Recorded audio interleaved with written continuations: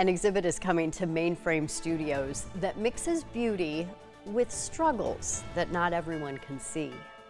Welcome back. The exhibition is called Works of Growth and Recovery. The artists behind the pieces are all living with mental illness or disability.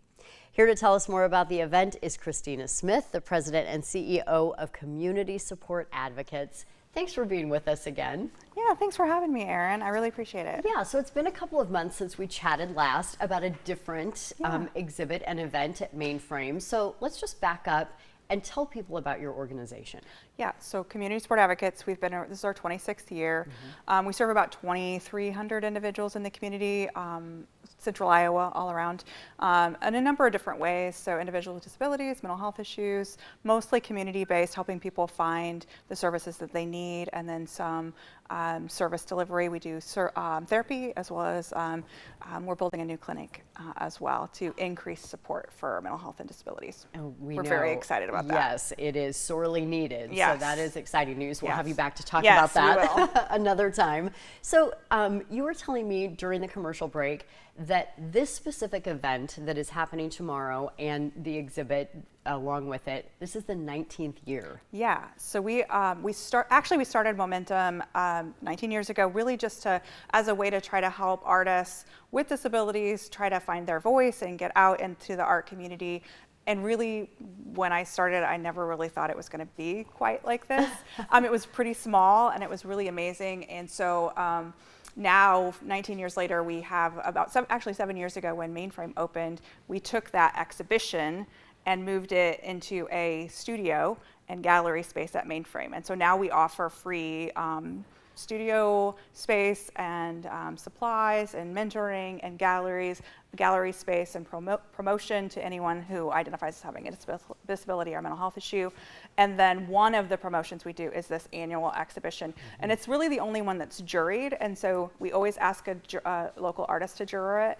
And so it has a different flair. Sure. But it always has the theme of works of growth and recovery. And this year, Jill Wells, the amazing Jill Wells, who I loved working with, is the juror. And so it just has this beautiful special quality because she's a disability advocate, has done so much work in this space, and I think this show has been fantastic. And then, of course, every year we release a new T-shirt. We do a new T-shirt design. People come and they collect them, and so I decided to wear mine this year. This is the first time. You're the first one who got to see it. Oh wow! So it's usually. You should watch the WHO 13 News at 4 every day because you are going to get exclusive content. Exactly. Usually we announce the winner and show the T-shirts tomorrow night. But this one's so cute. Yes. It's done by artist Annette Russell. She's fantastic, new emerging artist. She did this whole cat series that is just really great. And so we put it on the T-shirt. Wonderful. So Jill Wells, correct me if I'm wrong, she's connected to the Harkin Center. Doesn't she have the butterflies through there? So she was a fellow at the Harkin Center. And I don't know if that ended or not, but she did all this fantastic work with the Harkin Center. And yes, she does do the butterflies. I want to connect with her on a story as well. She is great. So tell me about the impact here. I mean, it's wide-ranging, obviously, but for the artists. Yes. Let's talk about that. So, I really wasn't sure exactly how much impact it would have. The first gentleman who I actually started the exhibit for me was someone who was significantly mentally ill and never left his house. And I thought, what would happen if we got his art out there? And he actually came to the first exhibit. He watched people interact with his art. He interacted with people in the community around his art, which was huge because he was not interacting. And after that, he talked about the impact of people seeing him as an artist and not someone who was ill, and how that made him feel. And actually, that's how we actually got the name Momentum, because he talked about that being the momentum of his recovery. And he went on and he went back to Drake and finished his degree. He went and got back to work, and he found his mental health recovery. He did all the work, of course, but that was the catalyst really behind that. It's just that flip of people seeing him differently and him seeing himself differently by engaging with the community differently and seeing that hope of, oh, okay, I can do this. and it was all around art. And so then we decided, actually him and his family, after myself and his family after he passed away a number of years later, that we needed to do something bigger, and that's where the studio and gallery space came from.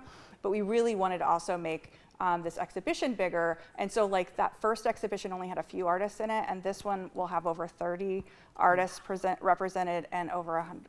There's over 100 pieces that were entered this year. That is powerful. So it's so much fun to watch the artists grow every year and really engage with the community, and the community engage with them. All right, we have the information up on the screen. I love this so much. Just tell people about what's happening tomorrow. Yeah, so Mainframe Studios always has their First Friday event. We are taking over the building, so there's lots of art there, and our artists will be shown. So 5 to 8 tomorrow night at Mainframe Studios, 900 Kia Way.